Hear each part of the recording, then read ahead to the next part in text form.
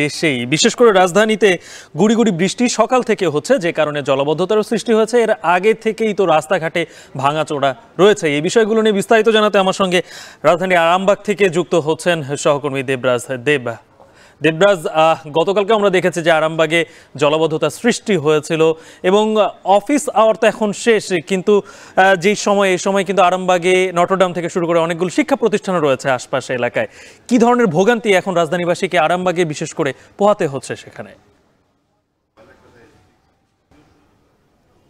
আরামবাগের যারা আসলে কাজের জন্য এসেছে বা আরামবাগে যারা থাকেন তাদের আসলে ভোগান্তি শেষ হয়নি, কারণ আপনি বলছিলেন গুড়ি গুড়ি বৃষ্টি সকাল থেকে হচ্ছে আজকে, কিন্তু গতকাল রাতের যে বৃষ্টির কারণে এখানে যে জলাবদ্ধতার সৃষ্টি হয়েছে, আমি যদি একটু পেছনে ক্যামেরায় দেখাতে চাই, সেটা হচ্ছে যে এই যে নটরডেম কলেজের সামনের যে সড়কটি রয়েছে সেই সড়কে কিন্তু জলাবদ্ধতা রয়েছে এবং পুরো সড়কটি কিন্তু একদম পানির নিচে তলিয়ে আছে। এবং আমরা দেখতে পাচ্ছি যে এই পাশে বেশ কিছু যানবাহন আসলে আপনার বিকল হয়ে আসলে রাস্তার উপরে দাঁড়িয়ে যাওয়ার কারণে কিন্তু প্রচুর যানজটের সৃষ্টি হয়েছে নটরডেমের পাশ থেকে, অর্থাৎ মতিঝিল থেকে যে আপনার পল্টনের যে রাস্তাটি রয়েছে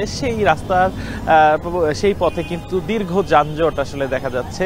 এবং এই পাশটার থেকে আমরা দেখতে পাচ্ছি যে বেশ কিছু গাড়ি আসলে এই সড়কের যে পানির কারণে আসলে ইঞ্জিনে আপনার পানি ঢুকে যাওয়ার কারণে আসলে কিন্তু সেই যানবাহনগুলো স্থবির হয়ে দাঁড়িয়ে আছে এবং যার ফলে এই যানজটের সৃষ্টি হয়েছে। এবং আমরা দেখছিলাম বিভিন্ন সড়কে কিন্তু আপনার নানা রকম যে প্রকল্পগুলো রয়েছে, বিশেষ করে তিতাস, আপনার ডেস্কো এবং ওয়াসার, তাদের যে সংস্কার কার্যক্রমের সেখানের খোরাখুরির পরবর্তী সময়ে যে আসলে সংস্কার না করার কারণে এখানে কিন্তু আসলে বিভিন্ন খানাখন্দে যানবাহন চলাচলে কিন্তু বেশ ভোগান্তি পোহাতে হচ্ছে। এবং বিশেষ করে যারা স্কুল বা অফিসগামী যারা রয়েছেন তারা কিন্তু তাদের যে ভোগান্তি সেটি কিন্তু চরম মাত্রায় হচ্ছে। আমরা দেখতে পাচ্ছি যে মানুষ কিন্তু পায়ে হেঁটেই আসলে চলাচল করছে, কেউ কিন্তু আসলে আপনার স্বাভাবিকভাবে যে চলাচল করা সেই সুযোগটা কিন্তু পাচ্ছে না। এছাড়া আরেকটি বড় যে সমস্যাটি হচ্ছে যে ড্রেনেজ সিস্টেম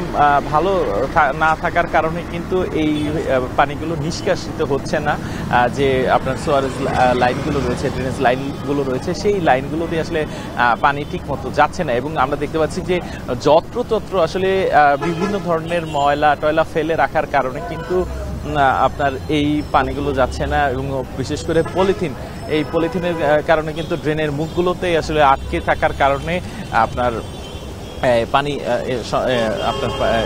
পানি যাচ্ছে না। এবং আমরা দেখতে পেয়েছি যে বেশ কিছু মানুষ আসলে পায়ে হেঁটে আসছে এবং